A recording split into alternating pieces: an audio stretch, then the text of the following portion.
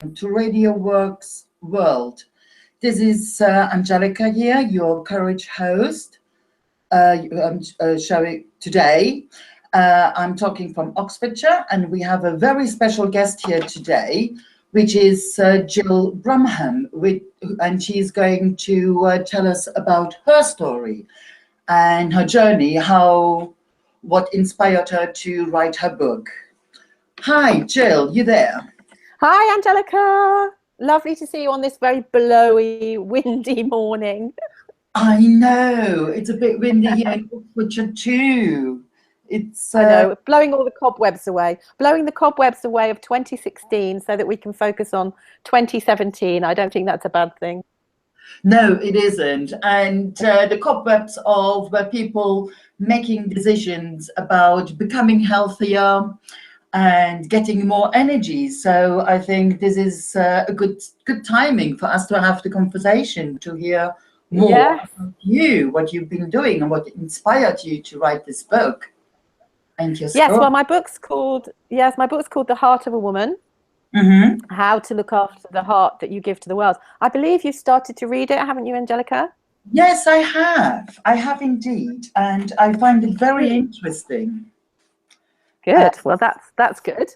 Yes. So I wrote it for people like you. I wrote it for you, Angelica. But I also wrote it for every lady in the world that has a busy life, that has a message to give, that has a legacy that she wants to leave, so that she can actually fulfill her true potential without compromising herself, without compromising her health and putting herself at risk, so that she can fulfill all the promises that she's made, whether that's to her clients or to her family or her loved ones. Because, you know, we're no good to anybody dead. No, that is well, we could come back in spirit. Well, yes, there is that, I suppose. So yes. So what I if you just want, would you mind just sharing quickly your story, what made you write this book? And then I have a couple of questions about that, just in case, because there might be some listeners that don't know your story. And, you know, I just find it fascinating for people to find out other people's story and what made them take the action that they take. Yes, well, thank you for having me on the show, and thank you for giving me the opportunity, and obviously to Marina with the Radio Works World as well, to share, because it's all about sharing for me. It's all about spreading my message. As you probably know, I'm on a mission to save 1 million lives a year every year. Yes. And so the more I can shout about this, the more opportunities I have, the better. So just to tell you a little bit, I actually have a music degree. I'm a singer, really. That's my one of my passions. But I also trained as a registered general nurse. Back in the day. But I got a bit frustrated very early on with the National Health Service, because it didn't have very much of a holistic approach. You know what I mean? If you go to the doctors, they tend to only want you to talk about one or two things, and not very good at joining up the dots.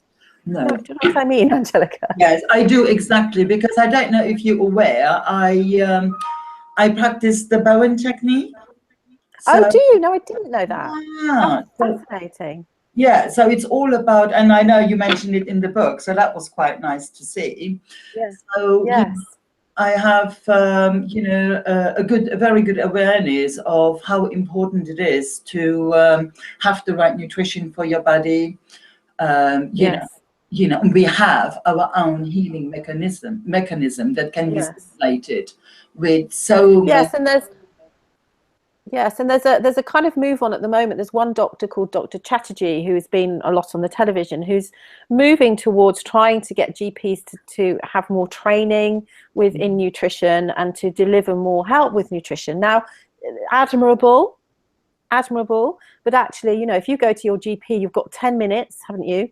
If you're lucky. And very often, you know, you're dealing with the critical point, you know, of what you've gone for. And to expect GPs, frankly, and this is my opinion, to be able to cover everything about the way that functional nutrition can help you is a bit too much of an ask. And from my own perspective as a nurse, and also from my experiences, which I'll tell you in a moment, is that, you know, the majority of these doctors, they don't have the interest in doing that. They're very specialized, and rightfully so. And I think we should allow them to do their speciality, but look at the holistic approaches from other areas, like you, like me, as a functional nutritionist and Pilates teacher.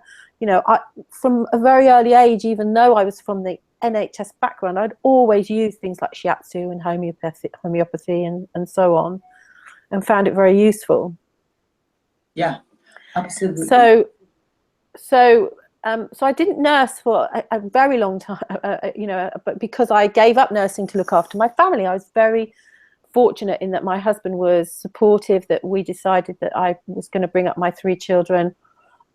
We were going to do that with me at home, but I did have other businesses. I did work. I did a lot of sort of self-development through I used that opportunity, you know, when the children were at school, to develop myself and to understand, you know, what I wanted to do, and also what I needed to work on from my own perspective.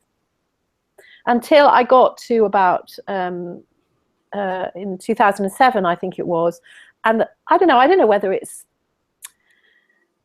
the pressures of society, but I kind of thought I needed to go and get a proper job. And so I was volunteering for an equestrian discipline, actually, one that my daughter was in, which is which was vaulting, which is this mad sport called equestrian vaulting, which is gymnastics on the back of a horse. Bonkers. Fantastic. And anyway, long story short, I ended up getting a job with the British Equestrian Federation, and I was good at it because I can be good at anything. You know, I'm one of these lucky people that I can turn my hand to anything. But over the period of 5 or 7 years, whatever I was working for them, it kind of didn't resonate with me. The people didn't resonate with me. The job didn't, and particularly the people that I was working for. Yeah. And in my experience, I don't know about you, Angelica, but we never leave a job because of the job. It's, you know, most of people leave a job because of the personalities or because of the other people. Would you agree? Oh, absolutely. And it's the way you feel. Sometimes we have this urge. We want to move on because we want to evolve as well. You know, we have a desire. We don't want to feel stuck. So, and we also want to feel appreciated, don't we, and valued. And I was working for somebody that, you know, she would take credit for what we did. She would be very inconsistent. And over a period of years, it was probably 2 years, this was very stressful for me and also for the other members of the team. And, you know, when you've got a team, a collaborative team working together in a positive way can be a very positive thing. But when there's a negative energy around it, that negative energy almost gets amplified, doesn't it? Yeah, absolutely. It drives you. It kind of switches you on. So this is what was happening, and what I discovered in November 2012, I ended up at a Well Woman's appointment. It was just a standard. It was a Thursday morning. It was actually my father's 78th birthday or something, and I ended up walking into an appointment with the practice nurse who I'd known for about 20 years. And she asked me, she looked at me, she said, "How are you, Jill?" And I just burst into tears. Yeah. Now, I know you don't know me very well, Angelica, but I don't do that. You know, that's not me. I'm a very positive person. Yes. And to be honest with you, there was nobody more surprised than me. Yeah. Well, it's a sign, isn't it? It's a sign. Yeah, it was a big sign. And it was the fact that she asked me how I was. Yeah. And what I realized was that I was so busy looking after everything and everybody that I wasn't looking after myself. Yeah. And, you know, my results, she'd done the well woman check, my blood pressure was up, my cholesterol was up, my weight was 2 stone heavier than I should have been. I was feeling very low and unhappy. I had hormonal disturbances, hot flushes. I wasn't sleeping. Sometimes I would get literally half an hour blocks of sleep through the night. You know, and I had an infection. I was in a complete and utter state. And she said to me, Jill, have you had any thoughts of harming yourself? Yeah. Oh my God. That was such a light bulb moment. You know, why on earth would she ask me that question? You know, she doesn't know me. You know, why would she ask me that question? This is it, because you're Wonder Woman, aren't you? Yeah, Superwoman, yeah. Yeah, absolutely. But of course, she did know me, and she'd seen my decline over, you know, the periods of years that she'd known me and looked after myself and my children. So she did know me, and it was such a shock. She offered me antidepressants, which I didn't take, but I did arrange an appointment. In fact, she insisted I saw the doctor that afternoon. Yeah. And I agreed to have some counselling. And again, that line came up, Jill, you're so busy looking after everybody else, but who is looking after you? Yeah. And so that weekend, I did a massive kind of self-examination of what was working in my life, what wasn't. And you know that expression, looking back in hindsight? Mm-hmm. Well, looking back in hindsight, I could see that all the stress of working for this woman and working full-time and getting paid part-time, being unappreciated, not moving my body, not nourishing my body, not respecting my body, had taken a massive toll. And it all came down really to the work situation. So I decided to fire my boss. Yeah. Well said. Yeah. And fortunately, I had some people around me that were kind of in the background noticing what was going on. One of those is my Pilates teacher, Sarah, who was also a functional nutritionist. She said, come and work with me. She said, you know, we need to get your health right. We can do that. You know, we can also help you look after the people that you care about in your family. So I went along to a talk the following week.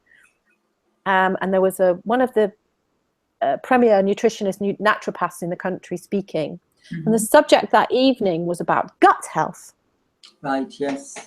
The second brain. And yes, second brain, absolutely. And what she was saying was that, you know, your gut is 90% of your immune system, 90% of your health is in your gut. So this is many, many years ago. Things have moved on massively since then, and it's even more exciting now. The information on your gut and something called the microbiome, but that's for another day. Mm-hmm. And what she said was, if you have a poor functioning gut, then you are much more vulnerable to illness.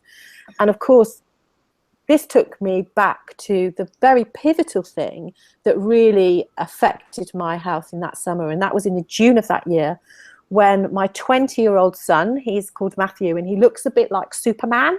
He's very tall with dark glasses. He'd come home from university with another throat infection.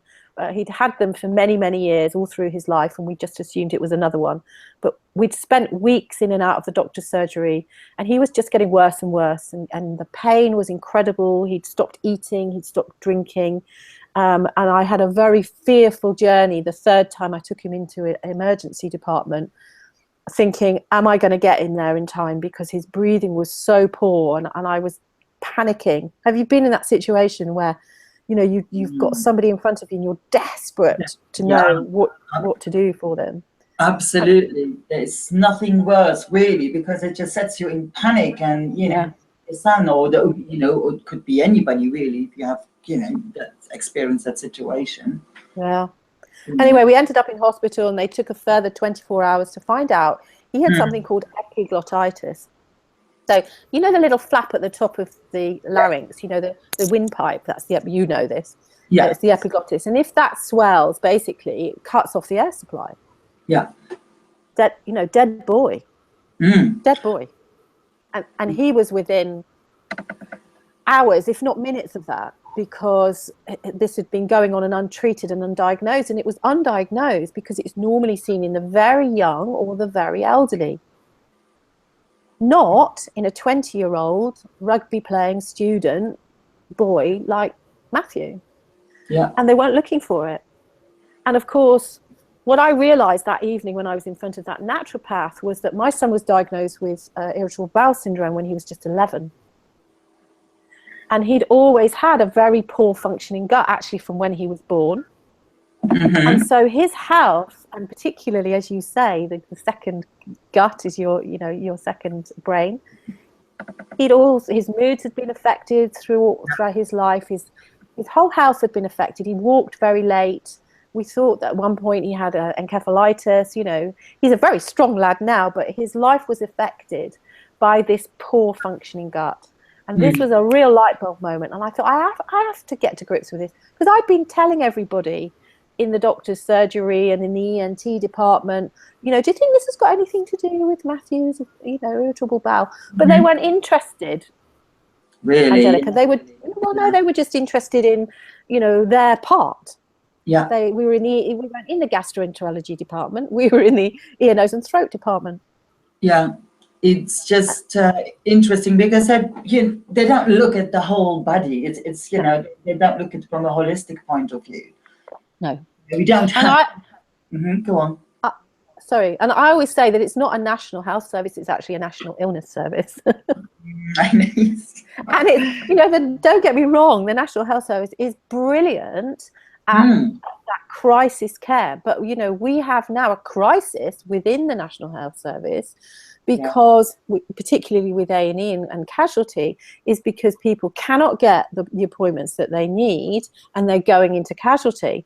But my view is that we have a culture, unfortunately, where it's easy to ignore your health and need the NHS rather than take responsibility for your health so that you don't need the NHS. Yeah, exactly. It's about, prevention. Prevention is the cure. Yes, exactly. So, and so that's what my book's about, really. That whole, since then, I studied functional nutrition. I became a Pilates teacher, and I've, increased my education, and particularly around the gut, but also around heart health, because you see, cardiovascular disease kills more people in the Western world than the next 7 reasons for death all put together. Yeah. Sorry, no, carry on. Yeah. When I was reading your book and reading in the chapter about that, I got very interested about the Pro-Agri 9. Yes. And I Googled on the internet and even found some more information. And, it's sort of like the way it was described, that it can be a very silent disease.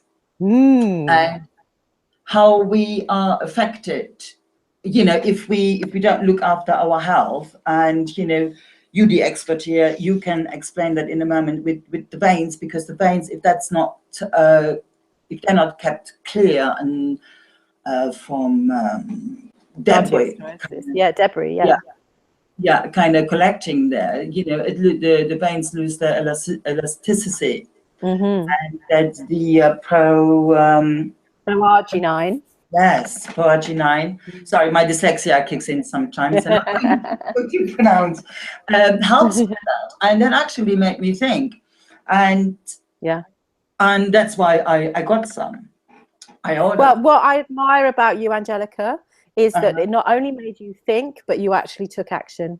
Yeah, is because there's one thing about me educating people and writing this book, but actually, what I really admire is that you read that chapter and you got on the internet and you ordered some Pro-Arginine, and I absolutely respect you for that, because that's what I need people to do. That's what we all need to be able to do, is take that responsibility. It's not rocket science, the Pro-Arginine basically is based on the science around what's known as the miracle molecule. So I'm known as the miracle molecule host in the Radio Works world. And so the miracle molecule was discovered back in the 90s, and it was awarded, 3 of the scientists that discovered it in the 90s were awarded the Nobel Prize for the discovery of the miracle molecule, which is known as nitric oxide. It's not laughing gas. No. The one, it's not that. It's something different.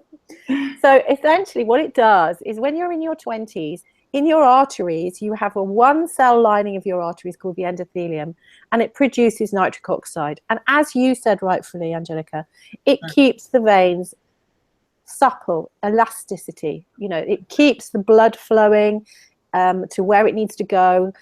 It allows you to have all the toxins taken away through the liver and through the lungs and through the skin and out and where that needs to go to. Yeah. So this is the ideal situation for our system, you know, when we were in our 20s. But because of the way that we live our 21st century lives, and there's a lot of that in the book, I cover what are the things that might be affecting you, and we're all different, aren't we? So there will be things that, you know, affecting you more than others, that are contributing to us developing this silent disease, which is heart disease. Yeah. And so by the time you're in your 50s and 60s and 70s, instead of having nitric oxide produced at 100%, it's down to 35% or 25%. Mm. So that means that your veins become stiff, and that means that you've got a smaller aperture, so your blood pressure goes up.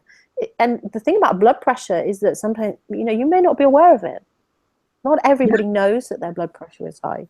You also may not know that you have cholesterol buildup or arteriosclerosis or calcium buildup in your arteries. You can't tell that necessarily. Some people will have symptoms, but as you say, the majority of us don't. And we've all had the situation where you've got a perfectly fit 40 or 50-year-old man or woman who drops down dead.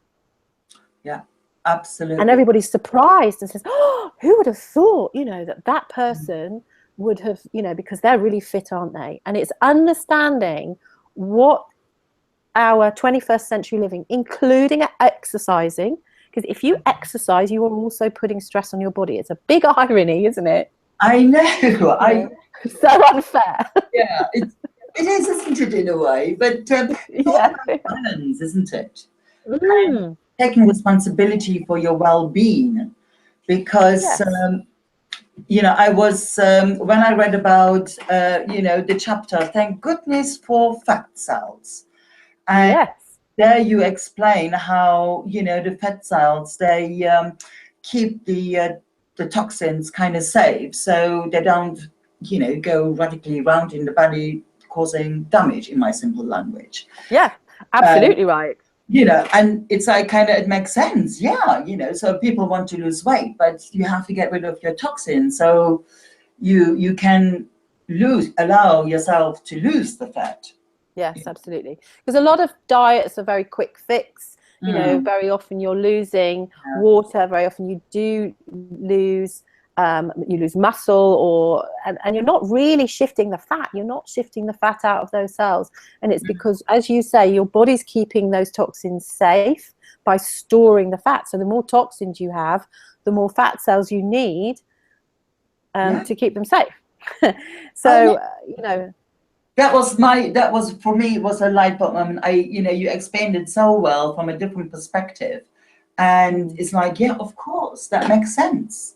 Yes.